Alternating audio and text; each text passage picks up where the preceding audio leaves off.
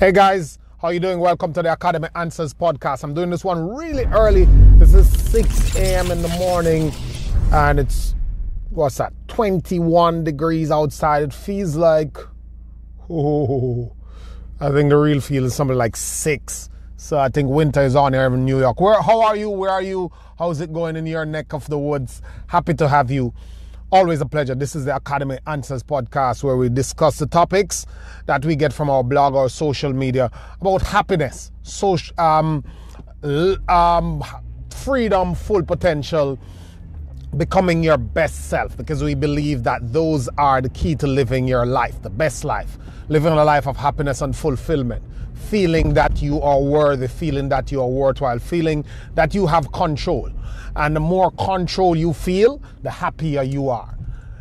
The more control you feel, the happier you are. My grandmother used to tell me this thing. She used to say that there are two things that are powerful, and it happens in the morning and in the night. In the morning, if you wake up with options about your power to decide what you want to eat, what you want to do, how you want to move, all that stuff. So having options to choose the one that best suits you and you best feel like doing right now.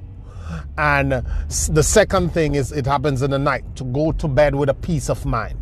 And she says those are the crucial things that goes into your happiness. I never paid it much mind. As a kid, grandma is, always trying to give me lessons. But then as I grow older, I realize that options is so important, because if you wake up in the morning and you don't feel like going to work, or you don't feel like going to the business place, or you don't feel like making breakfast, having options to start your day where you say, okay, I'm not going to go anywhere today. I'm going to stay here and do X, write or read or walk my dog. And I'll just call Tom and tell Tom to get this done until I get there, or I won't bother go today. Or next week, this morning I'm going to just go online and get this ticket because I'm feeling tired. I'm going to go over there to Key West and see that beautiful sunset. I'm going to hop over there to Bali and get in that rainforest and chill out with my family and just relax for a couple of days. I've had a rough 2 months. Or I'm just going to go to Starbucks and sit around my computer and get these applications banged out for 2 hours, and then I come back and clean my house and stay in bed, and then I check my bank account and I'll see my money coming in. Those are options. And peace of mind is going to bed in the night saying, wow, I've done all that I wanted to do today, or all that I should do, or today I feel comfortable that I was in charge of my day and I'm building my own destiny. Those are awesome stuff. So that's what we discuss here. We discuss how to get to a life of options and peace of mind. In grandma's terms, we call it happiness and success and fulfillment, and freedom and all those fancy terms that are new. So I was doing this 20 for 20 series. I'm at number 10. I'm at episode 10 in that 20, and we're going all the way to 20. So I did a little rant between 7 and 10 episode, and that helped a lot of people. And I got this question that the person sent to me twice, and she says, make sure you do it, Loon, make sure you do it, and I want it now. So I feel like I've done this 15 times. So I was kind of, I don't have to do it now. Go back and listen to the episode. She said, no. Do it in the context of the last one you did, which is 10. So she's on social media, messaging me from my email list. It's okay. All right.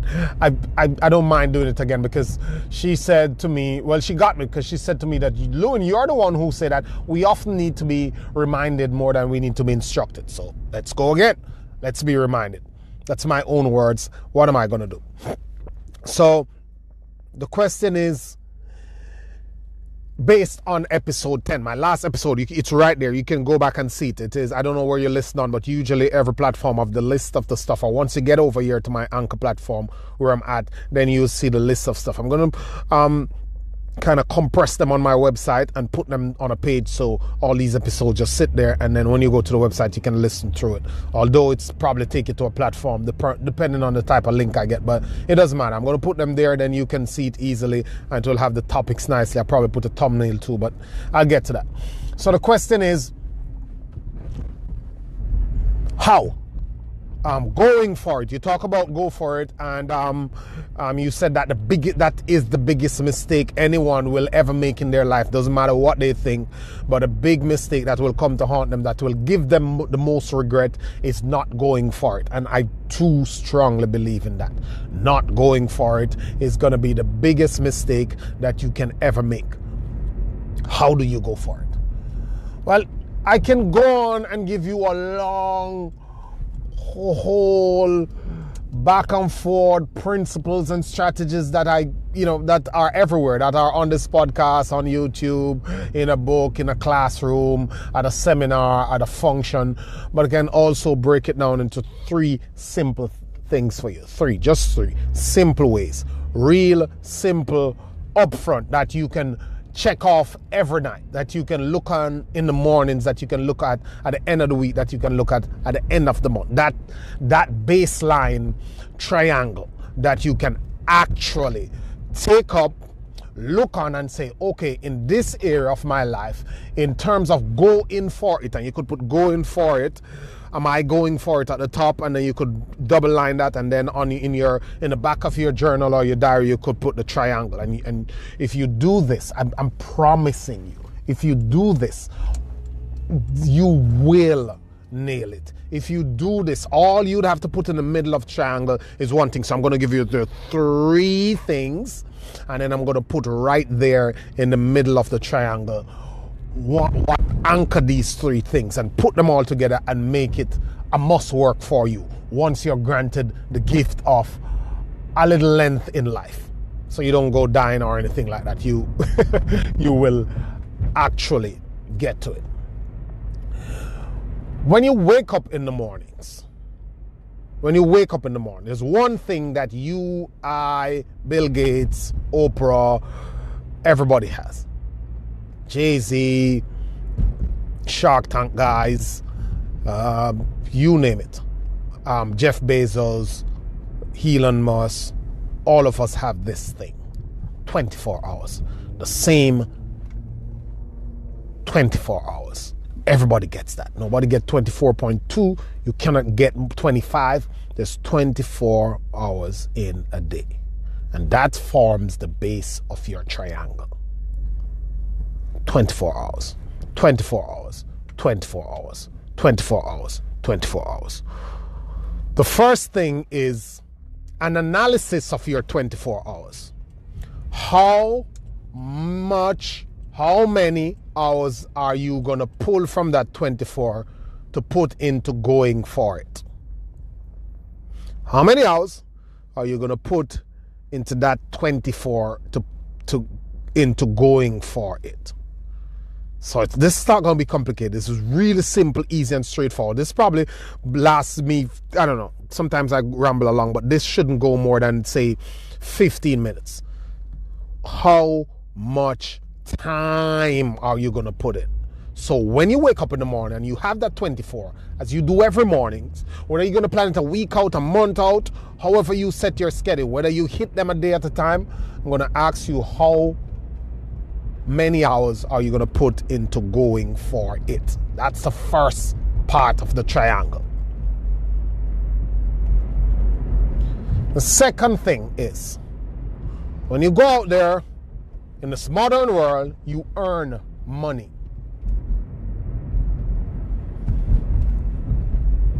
How much money of what you earn are you going to put into going for it?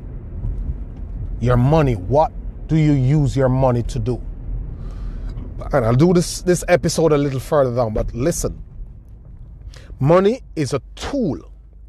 Money is a tool. It's not a security base per se. Because even if you have it as a security base, you have it for a tool. There's no point in hoarding money. There's no point in sitting on money, because your January dollar is separate from your December dollar. We get into the topic of money a little bit further on, but I'm just saying to you now that how much of your money are you going to put into going for it? That's it. How much of your money are you going to put into going for it? So how much time, how much money are you going to put into going for it. People want to acquire things by osmosis. In other words, they want it to happen for them without putting resources into it. When you were younger, when you're going to school, you woke up in the morning. You know why you can read and write? You know why you can do complex math and accounts and English word and do phraseologies and write stuff and analyze stuff? Because you woke up every morning when you're a child and they have you drilled into this process. Wake up, go to school, come back, go back to school, do this homework. You're at school, you're at it, you're putting time into it. You're putting time, there's time. Always, consistently, for years, 20 years of your life. There's nothing else that is outside of the bodily functions that you do more consistently. And that's school. School, it is structured, it is planned, it is programmed. And then you go and you go and you go and you go. That is the only reason why you know it so well. To speak, to have moral ethics, all those stuff that is around you that you do. You learn it because you're putting time and effort. The money you were putting into it, you're buying books, you're eating, you have to get money to go to school for lunch, you're buying pencils, you're buying study materials, you have to put money into it. It's the same thing. How much of your money are you putting into it? Are you buying a book? Are you reading something? Are you paying for the internet so you can have Wi-Fi to go online and do the course and do the research and do the study? Are you paying for your cell phone so you can get information when you wanted to know what to do? Are you putting money into that business? Are you saving to open the business, to learn something, to buy something, to buy an ad, to test the business proposition, to research something, to buy your logo? Are you putting money into it? Are you buying a coaching program? Are you learning from somebody? What are you doing with your time and your money? How much of it is going into going for it? And the third thing is your effort. How much effort are you putting in? Are you sitting down? Are you focusing? And are you going in a structured way? So by effort this way, I mean how you approach it. What's the mindset and what's the processes that you are wiring it with the time and the money. So you have the time in the mornings and you have the money. Now the effort is, are you just like some people, for example, just go over to the gym and you're spending the time in the gym, but you're talking, you're gazing, you're horsing around, you're looking at this person, you're talking on the phone, you're texting. You're putting in the time and you put the money in, but there's no effort. What about the person who just want to open a business? They go on a website, they call somebody, they they build a website, and in the mornings they sit around the website and they fiddle around and they don't know what to do, and they just put some little stuff in and they're distracted and they're not working consistently and they're not testing anything and they're not having a process and a system that's making them analyzing and doing it right and trying new things and working through things and getting the information and figuring out stuff. So what's the quality of your effort? And in the middle of that triangle, when I have one base being time, one base being money, one base being money or resources, whatever it is. Maybe it's resources, but money is a resource. As I told you, it's a tool. So what is going in? What physical thing is going in to help you to get to where you want to go for it? And in the middle of this triangle, is your consistency. How often are you doing this thing? Because talent is something you have naturally. Talent is something you have. People have this gift, people have inclination. Let no one tell you anything. We all were born with natural inclinations. We have something that we can do more than the average person, than everybody else around us. We get it just like that. So the guy says something about math in class and we pick it up just before everybody else. Or they say something about literature, geography, and it comes natural to us. That's why 3-4 guys it might be top students in this, and one guy he's dumb to everything else, but he's just good at this stuff. And that's why you find a kid opening up a radio or a cell phone and just figuring out and, you know, fixing it. And this other guy said, I'm not touching that. He'd break every screw. Just to open it, he'd break it. And some other person open it, work in it, fix it, and get it to work again. Since they're a kid, nobody taught them anything. They've never been around it. They just do it. But that's talent. Talent is for your immediate circle. You know, we're playing chess, or we're playing dominoes, or we're trying to look at mom's phone, or we're trying to sew something, and, you know, for a cousin, and it goes there, and we can do it. And it's like, oh yeah, give it to Matt. He's good in the office in terms of figuring out how to make the phone work. That is fine. Skill, to monetize it, to be known for it, to be able to compete in the marketplace, to get a foot into the marketplace. That talent has to turn into skill. Now, that skill comes from hours upon hours upon hours upon hours of beating on your craft, of doing it. Practice. Repetition is the mother of skill. Practicing it, doing it over and over every day. That this guy in this book, I don't remember his name, called it 10,000 hours. You got to put in your 10,000 hours of physically doing it, not thinking about it or being able to do it. Physically doing it until it becomes hardwired in the brain, and you can do it second nature, like how you drive, like how you walk, like how you talk. You don't even think about it. Your subconscious is now doing it, and you do it so well. And because you are doing it so long, that's where creativity comes from, guys. Creativity comes from doing the thing, immersing yourself in the thing. So that's in the middle of your triangle. The consistency that you put in to it.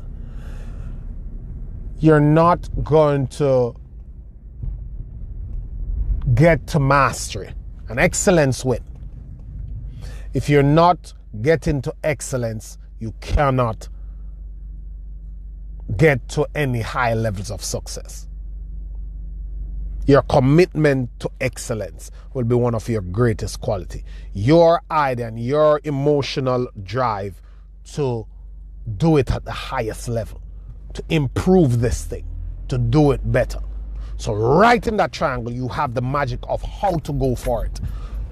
Analyzing your time to say, okay, today I woke up in the morning, had breakfast, I went talking to my friend, I drove to work, I dropped the kids to school, I did the stuff around the house, I went to work, I worked until 4, until 5, then I had to stop and go over to this thing to get my bills paid or take a friend to XYZ. I got home at 6, I took care of the kids, I was tired as crap, and then I went to bed. There's it. Nothing into going for it. I woke up in the morning, new scenario. I woke up in the morning, set my alarm, got up at 5. I did 10 minutes of meditation. I did 20 minutes of exercise. I feel so pumped. I went to work. I did all my chores, went to work. During my lunchtime, when I was sitting there on break, I read 3 chapters of a book. I took some notes. I researched something. I looked at it. I bought the logo, or I bought the book. It's coming in Amazon. I got home at 4. I did everything in the house, cook, prepared dinner, sit around at 7, 8. Everybody was going to bed, half an hour. I went online. I was researching this stuff. I saw this guy had a webinar. I signed up for the webinar where he's going to teach about how to sing better, or to have a better voice, better sound. And I registered for it. I'm going to listen to it next week, Friday at 3. And then I'm going to learn from that. I have the notes here. I have the reminder in my phone. I'm good to go. You are putting in time, you're putting in effort, and you're putting in money into going for it. And you do that tomorrow morning, you do it the other day. And it's the power of increments. I'm going to tell you one thing though, that wipes out everybody, that causes people to trip up, to stop, never get there. That's just the last thing. But that's what going for it looks like. Now, that's what it takes. That's what you need to do. Now, this one thing that gets everybody, this one thing that everybody is lost on, that nobody gets, and because of that, they're able to start, they're able to proceed, but they're not able to sustain. So they can start, they can go on, but they cannot sustain for long enough because they're seeing the people who they want to be like, the levels that they want to get to. They are looking out there, they're seeing it. They're seeing the fancy cars, the homes, the being in charge of your own time, going off on vacation when you need it, not having to sit in traffic and go to a job to listen to the boss, not having to be missing the kids' game, not having to not being able to go to friends out home and stay home out of town for 3 weeks and come back because they haven't seen this person and they really like this person for a long time. They have a good relationship with the person. They're their friends. They can't see them. They've seen friends since high school. They see the friends 6 more times before they die. And all that stuff that annoys them, that they think about, that sits on their mind and their consciousness every time. They're seeing this thing and they're seeing other people doing it. And they're looking on it and they're like, I want to do this. I want to do this. I want to do this. And they are thinking that the $1 million that they want, the mansion, the lifestyle, the options, the peace of mind that they want, they're thinking that it is this grand event that's going to happen one day when they wake up. And nothing works that way. Nothing works that way. It is our impatience and our lack of perspective that we have to put this thing together in increments that gets us mostly. It is our lack of perspective and our impatience that we have to put this thing together in increments that get us mostly. It is a process, not an event. And look, I cannot stress on this more. It is a process, my friends. A process, not an event.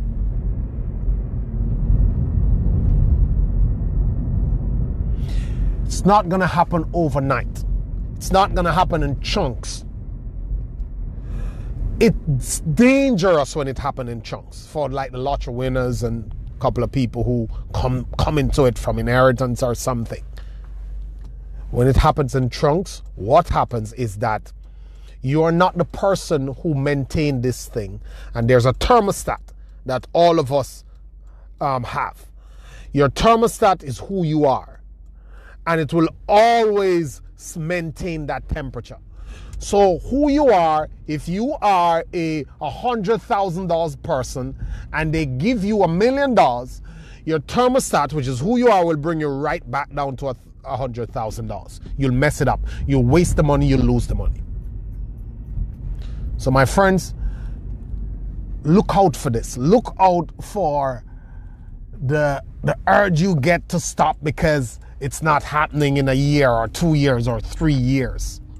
Forget what you can achieve in 1 year and start to accept and start to have some focus on what you can achieve in 5 years. Because that 5 years of grind, which pass quickly, will save you a lifetime of frustration and living a mediocre life. And that's it, my friends. Those are the three: time, money, effort, and in the middle, your process, your system of consistency that you have going on. Have a great day, guys. Always a pleasure.